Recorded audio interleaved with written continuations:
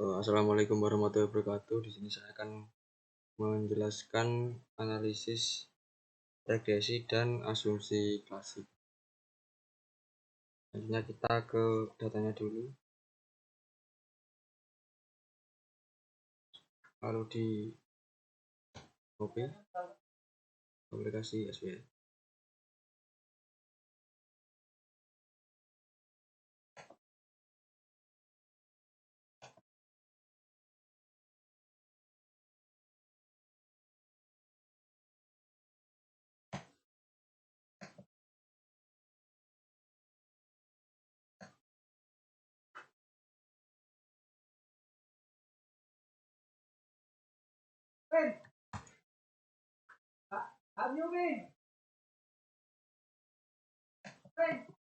Ini tetap muncul.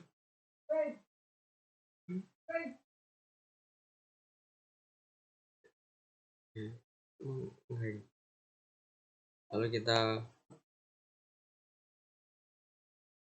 ke suite variabelnya.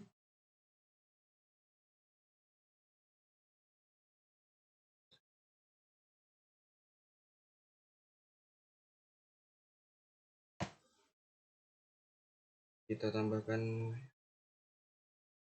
variabel pelayanan.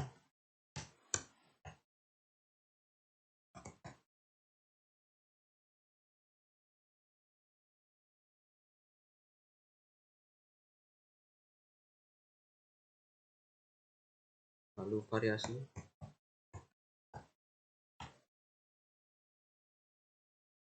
X2.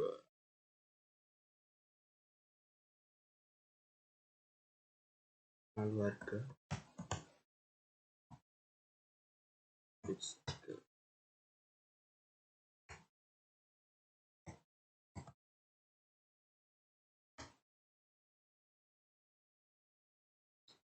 Lalu kita ke uji regresi, analyze regresi. Ini kita pindahkan variabel independen ke kanan.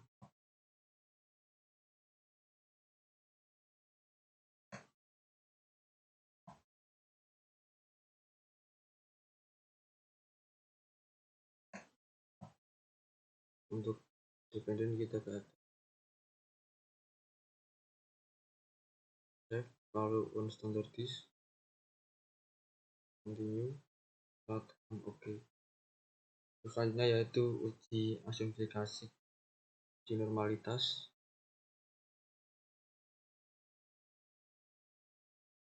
Analyze non parametrik, lalu legasi dialog ke one sample.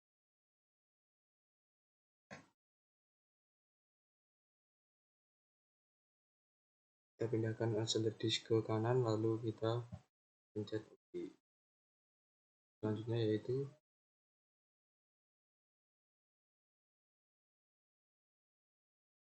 kita melakukan uji multikolinearitas dan autokolinearitas.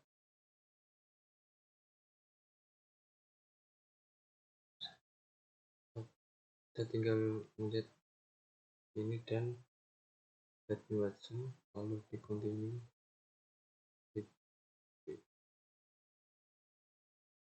Yang terakhir yaitu heterokedastis transform. Kita pencet all tabs 2 kali, lalu kita pencet unstandardized untuk abras.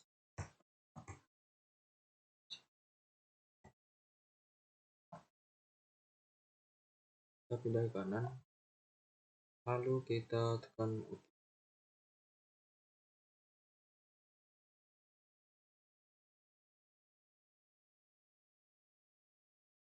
Terakhir kita analyze regresi linear.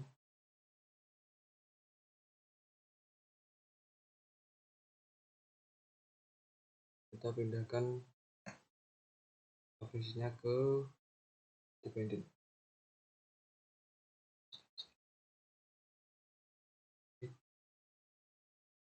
Kita unchecklist yang collinearitas dan deviation, lalu continue. Lalu oke, mungkin cukup ini saja langkah-langkahnya. Untuk interpretasi bisa dilanjutkan oleh teman-teman saya.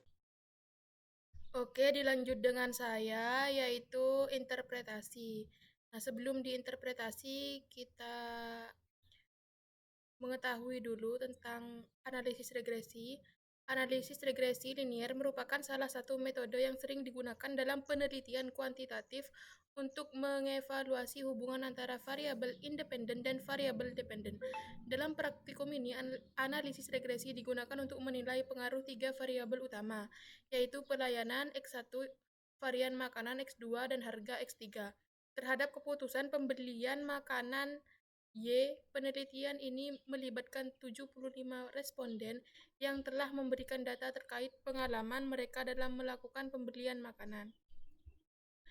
Tujuannya untuk pertama yaitu menguji pengaruh variabel pelayanan, variabel makanan, dan harga terhadap keputusan pembelian makanan. Yang kedua yaitu memahami pentingnya validitas hasil analisis regresi dalam penelitian kuantitatif. Yang ketiga yaitu mengembangkan keterampilan analisis data kuantitatif melalui uji regresi. Ini langkah-langkahnya, kemudian kita lanjut hasil interpretasinya. Berdasarkan model summary, berdasarkan hasil output uji regresi linier berganda untuk tabel variabel enter atau remove menjelaskan mengenai variabel mana saja yang masuk ke variabel dependen dan variabel mana saja yang masuk ke variabel independen. Untuk data ini, variabel yang masuk ke variabel dependen ialah keputusan pembelian dan variabel yang masuk ke variabel independen ada tiga, yaitu harga, variabel makanan, serta pelayanan. Berdasarkan hasil output regresi linier berganda untuk tabel model summary, di mana tabel ini digunakan untuk menjelaskan koefisien determinasi atau uji kelayakan data. Dapat dilihat pada tabel adjusted R-square karena data variabelnya itu menggunakan lebih dari dua variabel. Nilainya ialah 0,468 atau 46,8%, lebih kecil dari 50%, yang artinya variabel independen dalam data itu kurang menjelaskan variabel dependennya, di mana sisanya itu sebesar 53,2% dijelaskan oleh variabel lain yang tidak dimasukkan ke dalam model. Selanjutnya ialah tabel ANOVA. Selanjutnya ialah tabel ANOVA, di mana ANOVA itu menjelaskan mengenai uji pengaruh variabel independen terhadap variabel dependen secara simultan. Terdapat dua pengambilan keputusan yang dilihat dari F-hitung dan nilai signifikansi. Untuk pengambilan keputusan data dilihat dari nilai signya, di mana apabila nilai signya itu lebih kecil dari 0,05 maka H1 diterima. Dari tabel ANOVA tersebut nilai signya ialah 0,00 lebih kecil dari 0,05 sehingga H1 diterima. Nah, untuk mengambil keputusan kedua dari F-hitung dapat dilihat melalui perbandingan dengan F tabelnya. Untuk F-hitungnya ialah sebesar 22,742, di mana nilai F tabelnya ialah sebesar 2,73. Nah, selanjutnya akan dijelaskan oleh teman saya. Selanjutnya dilanjut dengan saya, yaitu koefisien. Itu sehingga F hitung lebih besar dari F tabel, maka H1 diterima. Sehingga dapat disimpulkan bahwa variabel independen secara simultan itu mempengaruhi variabel dependen. Selanjutnya ialah output tabel koefisien, di mana tabel ini untuk menguji pengaruh variabel independen terhadap variabel dependen secara parsial atau sendiri-sendiri dengan dasar pengambilan keputusan ialah T-hitung dan nilai signifikansi. Nah, keputusannya dapat dilihat pada tabel di bawah ini, yaitu pelayanannya itu T-hitungnya 7,913, FR makanannya itu 1,4 17 dan harga 7,877. Nanti tabelnya 1,99394 dan untuk makanan 1,99394 dan seterusnya.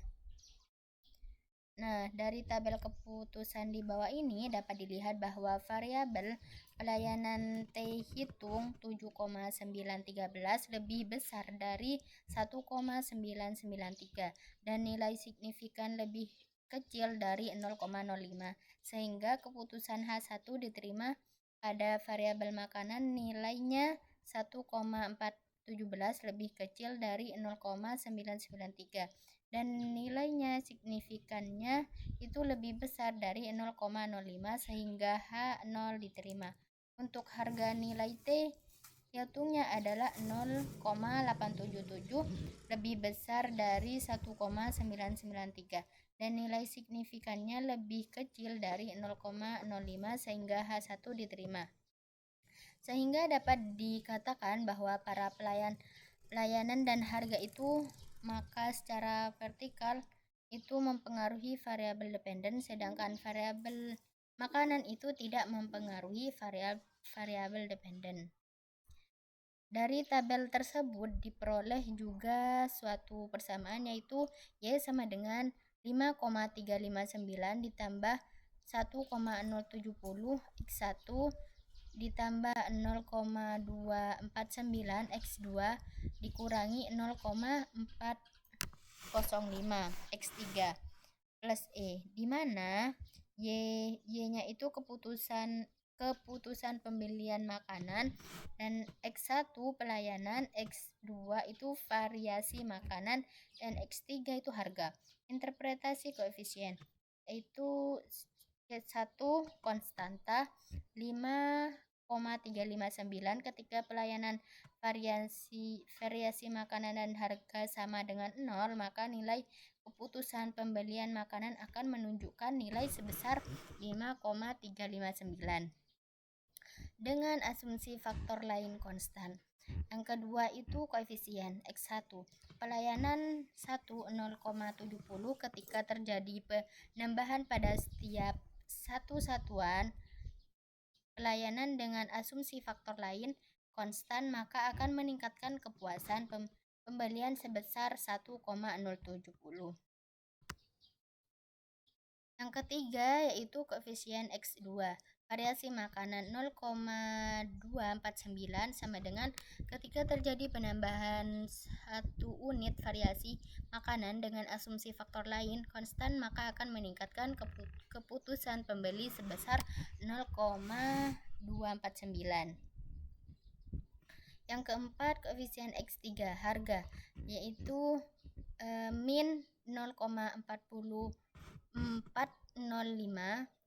sama dengan setiap kali harga naik Rp1 dengan asumsi faktor lain konstan maka akan menurunkan keputusan pengendalian maka sebesar makanan sebesar 0,4405. Selanjutnya residual statistik. Output statistik residual dari analisis regresi menunjukkan bahwa model untuk prediksi keputusan pembelian memiliki kinerja yang baik. Nilai prediksi berkisar antara 17,078 hingga 72,246 dengan rata-rata 23,600 dan standar deviasi 2,78223 menunjukkan variasi yang wajar. Residual yang merupakan selisih antara nilai prediksi dan aktual memiliki rata-rata mendekati 0,000 menandakan tidak adanya bias sistematis dalam prediksi. Variasi dalam C2 ditunjukkan oleh standar deviasi 2,783 315 secara keseluruhan. Model ini menunjukkan hasil yang konsisten meskipun perlu diperiksa lebih lanjut untuk memastikan tidak ada pola yang menunjukkan masalah seperti heteroskadasitas atau non-linear. Terima kasih.